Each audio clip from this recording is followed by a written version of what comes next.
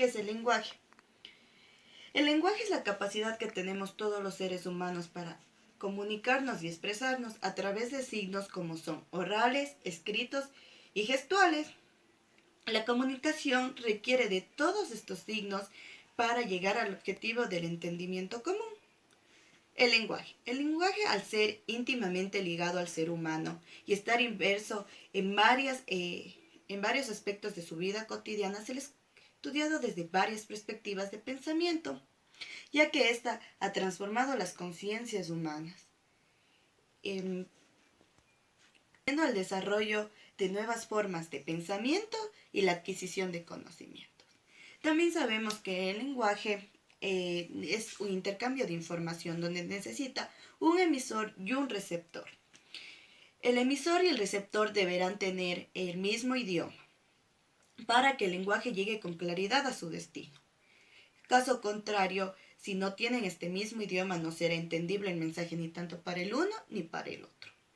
Este ha sido estudiado desde varias perspectivas y una de ellas es de Watson, donde en 1994 Watson definió al lenguaje con su criterio muy personal, que era algo manipulatorio.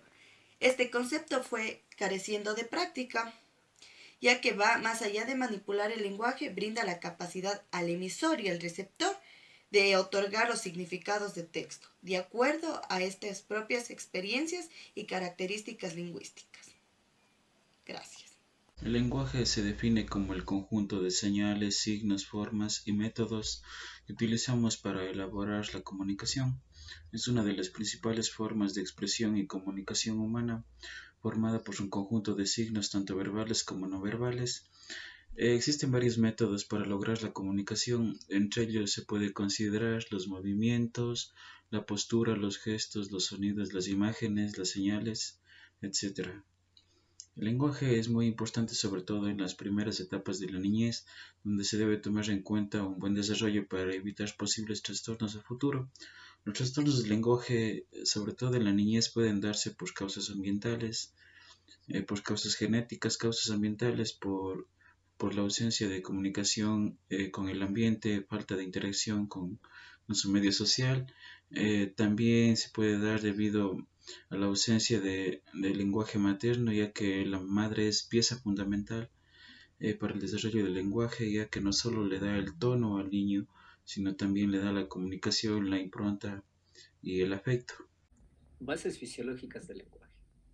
El descubrimiento de las estructuras cerebrales relacionadas con el lenguaje fue realizado por Pierre-Paul Broca y Carl Wernicke. Las estructuras cerebrales relacionadas al lenguaje son el área de Wernicke y el área de Broca, mismas que se encuentran conectadas de manera unidireccional por una serie de fibras denominadas fascículo arqueado. El área de Wernicke recibe la información acústica de la corteza auditiva y la información escrita de la corteza visual, donde se elabora el significado de las palabras o su comprensión. Por otra parte, tenemos el área de Broca, que es también conocida como el área de producción del lenguaje, la cual es donde se codifican las vocalizaciones y permite la expresión del lenguaje. Estas estructuras funcionan de una manera integral y simultánea para generar el resultado final lingüístico. Como vemos, en el lenguaje interfieren diferentes áreas del cerebro. Estas se les denomina áreas de Brodmann, las cuales son regiones del cerebro delimitadas de las otras áreas, ya que su tejido nervioso es ligeramente distinto. En el lenguaje interfieren diferentes áreas de Brodmann. Comenzaremos hablando de la 46 y la 47, las cuales se ubican en el lóbulo frontal. Estas son las encargadas de la comprensión de oraciones y también de la comprensión del lenguaje musical. Luego tenemos la área 44 y la área 45, que es conocida como la área de Broca. Esta es encargada de área ejecutora del lenguaje. Aquí se da la formulación verbal con expresión y comprensión, estructuras sintácticas. Luego tenemos el área 42 y 41, las cuales son conocidas como los giros de Hertzsprung. Estas áreas son las áreas receptoras del lenguaje, la comprensión auditiva, procesamiento de la selección de las palabras del léxico. Luego tenemos el área 40, que es conocida como el área de Luria. Se encuentra en el lóbulo parietal. Estas áreas son las áreas asociativas del lenguaje hablado, fonológico y el escrito. Por último tenemos el área 39, la cual es el área de Techeren, en la cual se ubica en el lóbulo parietal y se encarga de la discriminación e integración compleja de la percepción de tipo multimodal, sea visual, auditiva o táctil. Dentro de los trastornos del lenguaje oral tenemos la fonía, la disfonía, la dislalia, las disfemias y la disartría. La fonía se caracteriza por la pérdida total de la voz y la disfonía por la pérdida parcial. Algunas causas son producidos en el órgano de la fonación. Asimismo tenemos la dislalia, que es la sustitución, alteración o omisión de los fonemas sin que haya trastornos del órgano del habla. Algunos ejemplos. Las disfemias son la alteración en la emisión de las palabras. Es más conocida como tartamudeo. Estas son producidas por la disartría. Es la dificultad para articular sílabas.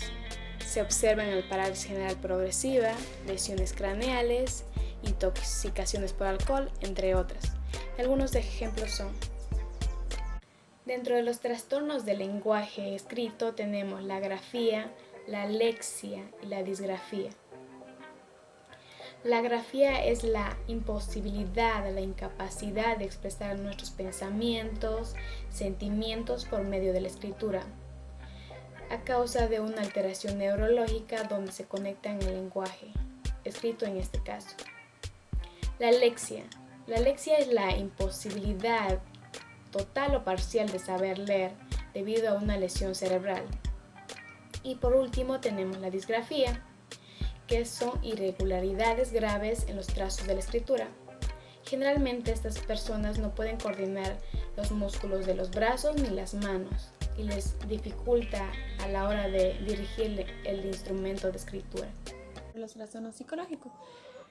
Tenemos por ejemplo la varicelalia. Cuando hablamos de varicelalia estamos haciendo referencia a la presencia de una alteración psicológica como una producción de lenguaje de grado variable, que es producto generalmente de la presencia de algún tipo de lesión o alteración cerebral.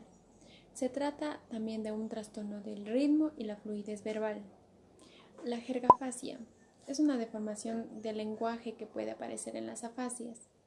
La musitación, esta consiste en hablar en voz baja, entre dientes. El paciente parece que está hablando consigo mismo. La musitación es frecuente en enfermos esquizofrénicos cuando responden a las alucinaciones auditivas. El mutismo.